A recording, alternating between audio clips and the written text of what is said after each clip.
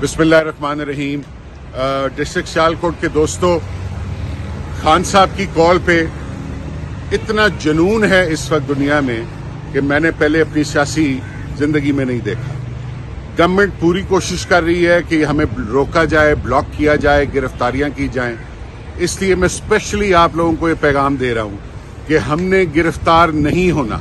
और मैं अपनी सेकेंड टियर लीडरशिप को भी ये कह रहा हूं, जो हमारे नाज़म्स हैं, नोटेबल्स हैं, काउंसलर्स हैं, किसी ने गिरफ्तार नहीं होना। आपने काफिलों की सूरत में इंशाल्लाह इस्लामाबाद खान के पास पहुंचना है। हमने हर एनए में और हर पीपी में भी डिफरेंट डिजाइन किए हैं कि कहां कहां हमने काफिले इकट्ठे करने और कैसे निकलना है। नारोवाल जिला पूरा जो है वो भी हमारे साथ मिलकर निकलेगा।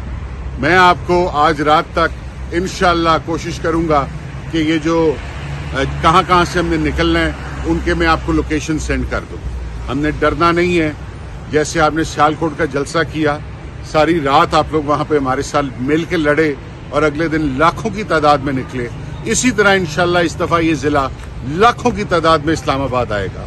खान को हमारी जरूरत है, पाकिस्तान को हमारी जरूरत है और हम पहुंचेंगे। पाकिस्तान जिंदाबाद।